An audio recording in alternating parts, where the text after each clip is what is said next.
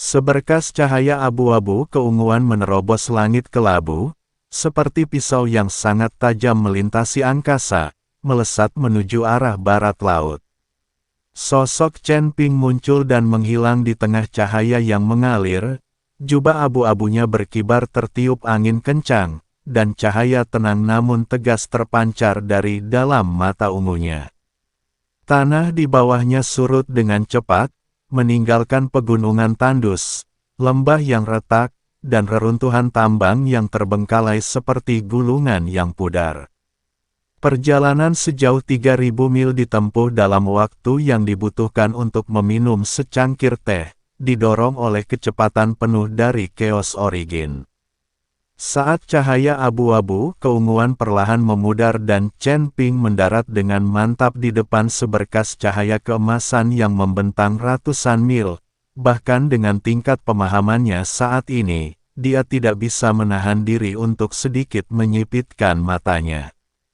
Urat spiritual surga dan bumi itu terbentang di daratan seperti naga yang tertidur, seluruh tubuhnya memancarkan kilau keemasan yang hangat dan dalam, terbentuk dari hukum surga dan bumi yang paling murni dan paling ekstrim.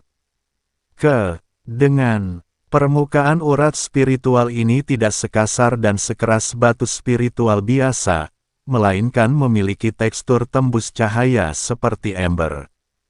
Di dalamnya, partikel-partikel hukum yang halus dan menyerupai bintang yang tak terhitung jumlahnya perlahan melayang, saling terkait, dan mengembun, seperti galaksi hidup yang terkunci dalam tekstur bumi. Dalam radius 100 mil di sekitar urat spiritual, konsentrasi energi spiritual jauh melebihi tingkat rata-rata surga ke-22. Meskipun demikian, masih kalah dibandingkan dengan tanah suci surga pada masa paling kaya sumber daya mereka.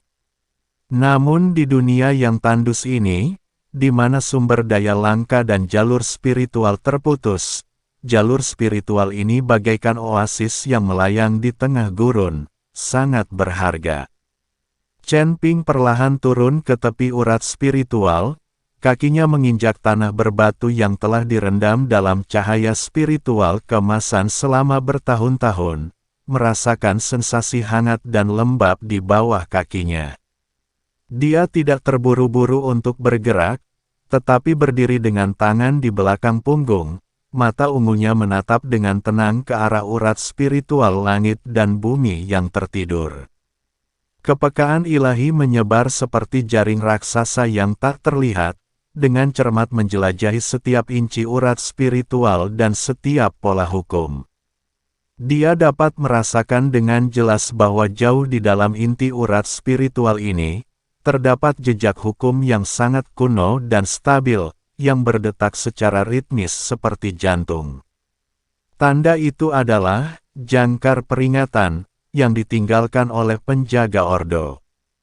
Begitu seseorang menyentuh inti urat spiritual atau mencuri kristal spiritual, tanda itu akan langsung aktif, mengirimkan pesan ke persepsi penjaga ordo.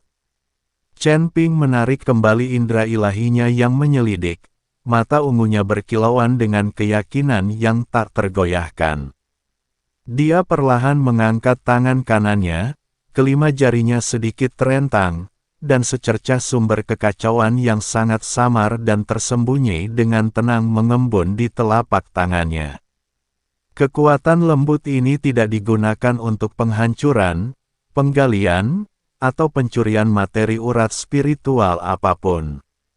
Benda itu tidak bergerak, sebaliknya, ia seperti sumbu yang sangat halus, dengan lembut menyelidiki celah-celah dalam hukum di tepi inti urat spiritual, meniru dengan tepat gelombang energi spiritual yang sedang dicuri. Tanda hukum itu tiba-tiba berkedut saat bersentuhan dengan fluktuasi yang disimulasikan. Gelombang tak terlihat menyebar dari inti urat spiritual seperti riak, seketika menembus daratan sejauh ratusan mil, langit yang tebal, dan lapisan-lapisan penghalang hukum. Seperti kerikil yang dilemparkan ke danau yang tenang, riak yang diciptakannya bergerak dengan kecepatan yang melampaui ruang menuju sumber yang tak terbayangkan. Chen Ping menarik tangannya, mundur 3 langkah, berdiri dengan tangan di belakang punggung, dan menunggu dengan tenang. Dalam waktu kurang dari 10 tarikan napas, warna langit tiba-tiba berubah. Langit yang semula kelabu tampak seperti hancur dan disusun kembali oleh kekuatan tak terlihat dalam sekejap. Retakan-retakan halus berwarna abu-abu keputihan yang tak terhitung jumlahnya menyebar dari kedalaman jurang, berlapis-lapis, saling bersilangan, seperti pola cahaya yang diproyeksikan pada sambungan pecahan kaca. Aura yang sangat dalam, kuno, dan dingin merembes keluar secara diam-diam dari celah-celah itu. Tidak ada aura yang menindas, tidak ada niat membunuh, tidak ada fluktuasi emosi, hanya ketidakpedulian mutlak, seolah-olah langit dan bumi sendiri yang mengawasi semut. Saat aura itu turun, sumber kekacauan di sekitar Chen Ping tiba-tiba menyusut seolah ditekan oleh tangan raksasa yang tak terlihat. Lapisan demi lapisan mengalir ke kedalaman dantiannya, tidak mampu bocor keluar bahkan sedikit pun. Dia merasa seolah-olah kultivasinya sedang diikat dan disegel oleh lapisan-lapisan rantai tak terlihat, menekan segala sesuatu mulai dari kerja kekacauan primordial hingga aliran energi spiritual di meridiannya hingga hampir nol. Daya penyegelannya tidak kasar, bahkan terasa sangat presisi. Ini hanya mengunci kekuatan kultivasi, tanpa membahayakan tubuh fisik, merusak fondasi, atau menghancurkan jiwa. Sesosok hantu humanoid berwarna abu-abu dan buram perlahan muncul dari celah tersebut. Sosok hantu itu tidak memiliki wajah, tidak memiliki garis luar, dan tidak memiliki bentuk anggota tubuh yang spesifik. Bentuknya menyerupai siluet humanoid yang terbentuk dari kabut abu-abu yang mengembun. Tubuhnya memancarkan aura yang sepenuhnya identik dengan jejak hukum di inti urat spiritual. Benda itu melayang beberapa kaki di depan Chen Ping, diam, tak bergerak, dan tanpa jeda, namun Chen Ping jelas merasakan kendali mutlak. Di hadapan hantu ini, segala perlawanan sia-sia, segala perjuangan tidak perlu. Sosok ilusi itu tidak berbicara, tidak mengeluarkan suara, atau memancarkan aura ilahi apapun. Namun sebuah suara terdengar jelas dari kedalaman lautan kesadaran Chen Ping, seolah-olah hukum itu sendiri tertulis langsung di jiwanya, menyentuh inti urat spiritual langit dan bumi, mencuri esensi hukum, melanggar peraturan kestabilan tingkat Dao Surgawi. Putusan, diasingkan ke penjara surgawi, kultivasi disegel, untuk jangka waktu yang tidak ditentukan. Suaranya tanpa emosi dan intonasi, seperti program yang telah dijalankan berkali-kali dan secara otomatis menghasilkan hasil. Begitu kata-kata itu terucap, hantu abu-abu itu dengan lembut mengangkat tangannya, dan rantai hukum berwarna abu putih, yang disempurnakan hingga ke tingkat ekstrim, muncul dari kehampaan dan melilit tubuh Chen Ping dengan tepat. Gembok itu tidak memiliki wujud fisik, namun bagaikan benang tak terlihat yang mengikat tubuh, jiwa, dantian, dan meridiannya, membuatnya tidak mampu bergerak. Chen Ping tidak melawan. Dia bahkan sengaja merilekskan semua otot dan napas yang tegang di sekujur tubuhnya, membiarkan rantai hukum mengikatnya dengan erat. Dia bisa merasakan bahwa, di bawah tarikan rantai-rantai itu, ruang di sekitarnya mengalami distorsi, keruntuhan, dan penataan ulang yang dahsyat. Seperti buku yang tiba-tiba kusut lalu dibuka kembali, semua titik acuan dunia nyata dengan cepat memudar, larut, dan menghilang. Setelah sesaat berada dalam keadaan tanpa bobot dan gelap, pemandangan di depan mata Chen Ping tiba-tiba membeku. Ia mendapati dirinya terperangkap dalam kehampaan abu putih yang tak berujung. Tidak ada tanah di bawah kakiku, tidak ada langit di atasku, tidak ada matahari, bulan, atau bintang di sekitarku, tidak ada angin, embun beku, hujan, atau salju, dan tidak ada titik acuan untuk waktu. Sejauh mata memandang, hanya ada hamparan putih keabu-abuan yang sunyi, setenang kabut yang membeku, begitu sunyi sehingga bahkan suara detak jantung sendiri terasa sangat mengganggu. Dia bisa merasakan bahwa kultivasinya memang telah sepenuhnya tertutup. Dantiannya seperti kolam yang stagnan, asal mula kekacauan terpendam di bagian terdalam dan tidak dapat dipanggil, dan aliran energi spiritual di meridiannya sunyi seperti sungai yang kering. Satu-satunya hal yang masih berfungsi adalah jejak gaya nuklir yang sangat samar di dalam tubuh. KBS. Hal itu tidak termasuk dalam sistem hukum 22 surga, dan segel hukum para pemberi perintah tidak dapat sepenuhnya menguncinya. Fluktuasi tersebut hanya dapat direduksi hingga sekecil cahaya lilin yang berkedip tertiup angin, tetapi tidak akan pernah dapat dipadamkan sepenuhnya.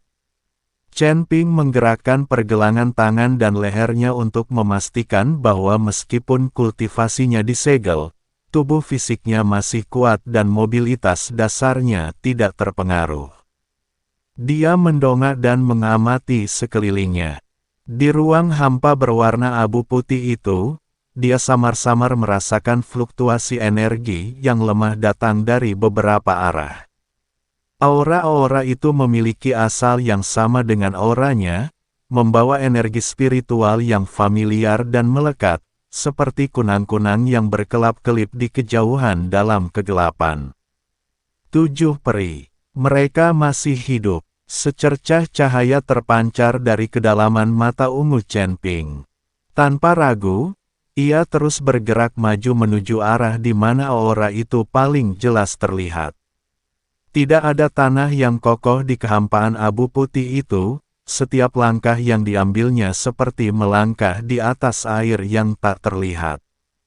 Namun, di bawah kendali fisiknya yang murni, langkahnya tetap mantap dan kuat. Penjara telah tiba, orang yang dia cari berada tepat di depan. Kekosongan abu putih itu tidak memiliki konsep waktu. Tidak ada matahari terbit atau terbenam, tidak ada pergantian siang dan malam, dan bahkan ritme pernapasan pun tidak dapat digunakan sebagai acuan, karena tidak ada pergerakan udara yang nyata di sini. Chen Ping hanya bisa memperkirakan berlalunya waktu melalui benang tegang yang terpendam di benaknya. 1 langkah, 2 langkah, 3 langkah, setiap langkah meninggalkan gema yang samar namun tegas dalam keheningan yang mencekam. Dia tidak tahu sudah berapa lama dia pergi. Proses ini mungkin memakan waktu 1 hari, atau 3 hari, atau bahkan lebih lama. Setelah kultivasinya disegel, persepsinya sangat tertekan, tetapi tubuh fisiknya, yang telah mengalami penempaan yang tak terhitung jumlahnya, tetap utuh.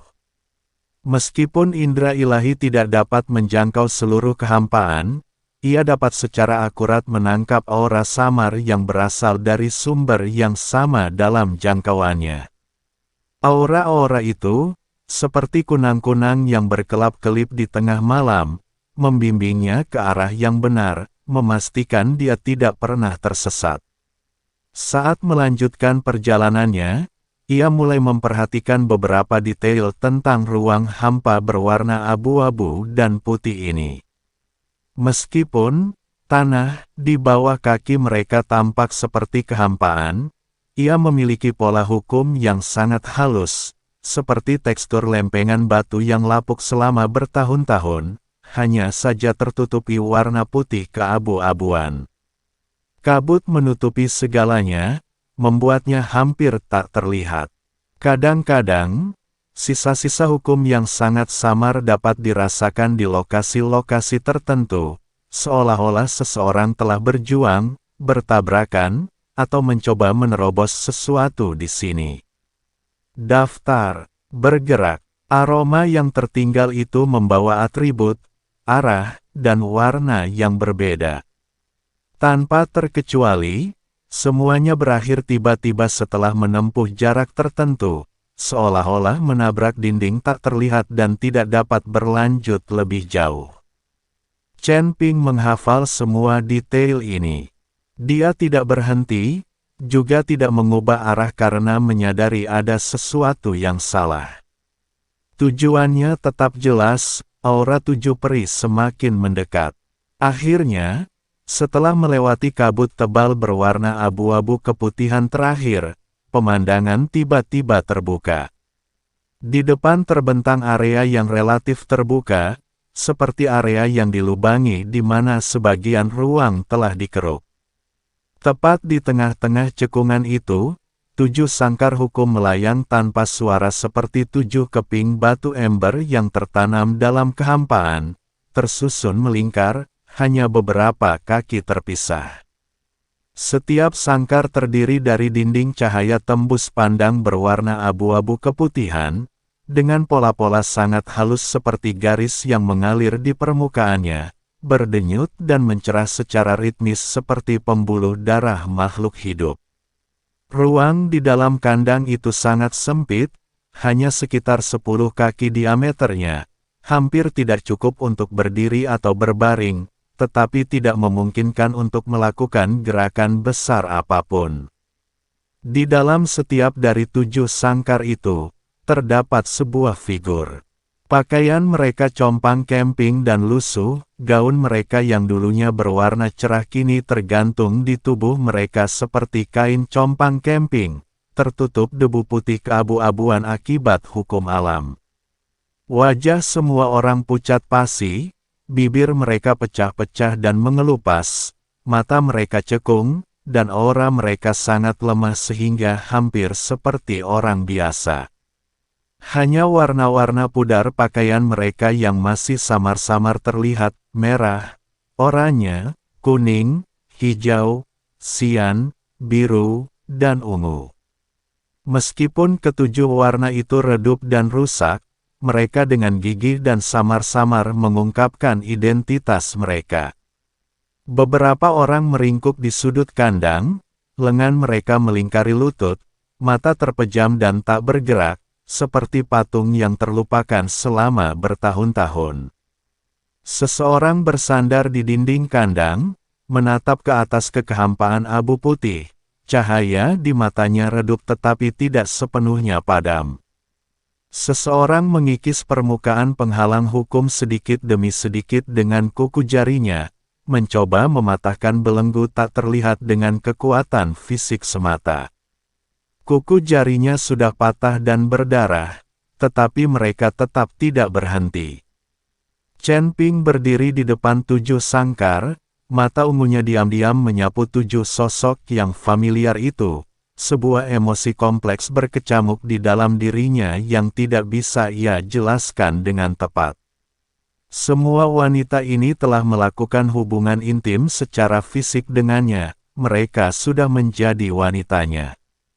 Kini mereka di penjara surgawi ini, menderita siksaan dan eksploitasi tanpa akhir, dan Chen Ping dipenuhi amarah yang luar biasa. Dia akan tidur dengan siapapun yang berani membiarkan wanitanya menderita. Jika seorang pria bahkan tidak mampu melindungi wanitanya sendiri, dia tidak pantas disebut pria. Inilah pemikiran Chen Ping yang paling mendasar dan fundamental. Sambil menarik napas dalam-dalam, Chen Ping melangkah maju, menuju ke gedung pengadilan terdekat. Sosok di dalam sangkar itu sepertinya merasakan gerakan di luar dan tiba-tiba mengangkat kepalanya. Wajah itu memiliki kecantikan yang luar biasa, namun juga dipenuhi dengan kelelahan yang mendalam. Pembuluh darah halus terlihat di sudut matanya, dan bibirnya begitu pucat hingga hampir transparan. Gaun merahnya yang compang-camping tampak kontras dengan kehampaan abu-abu keputihan. Dia adalah yang tertua dari ketujuh wanita itu, dan namanya ditandai dengan rok merahnya. Dia adalah pemimpin dari ketujuh orang itu, dengan kultivasi tertinggi dan kemauan yang paling gigih. Bahkan dalam keadaan berantakan ini, mata Phoenix-nya masih bersinar dengan cahaya yang tajam. Saat pandangannya tertuju pada wajah Chen Ping yang tenang dan terkendali, cahaya luar biasa tiba-tiba terpancar dari matanya, seperti bunga terakhir yang mekar tiba-tiba di pohon yang layu. Chen Ping, wanita tertua yang mengenakan gaun merah berbicara dengan suara serak, hampir tidak jelas, gemetar karena kegembiraan yang luar biasa. Dia menerjang ke tepi dinding kandang, menekan tangannya erat-erat ke penghalang hukum yang semi-transparan.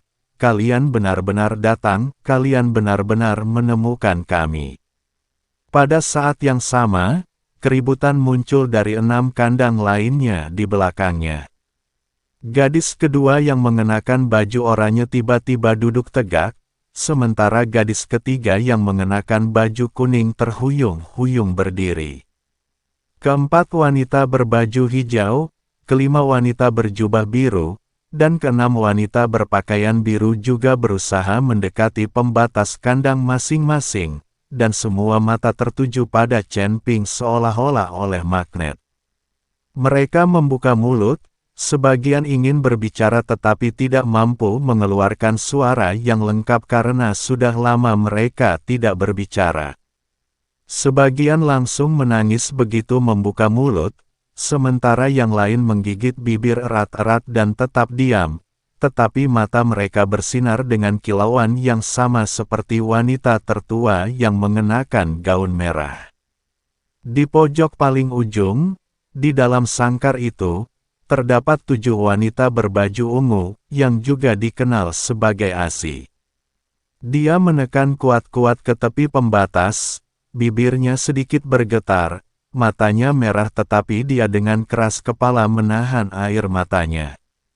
Dialah orang yang paling lama mengenal Chen Ping dan memiliki perasaan paling dalam terhadapnya, karena bagaimanapun juga, Chen Ping telah menyelamatkan hidupnya. Oleh karena itu, ketika berlatih bersama Chen Ping, Azi bekerja paling keras, berharap dapat membalas budi Chen Ping dengan cara ini. Biarkan Chen Ping bersenang-senang. Azi sangat gembira melihat Chen Ping tiba.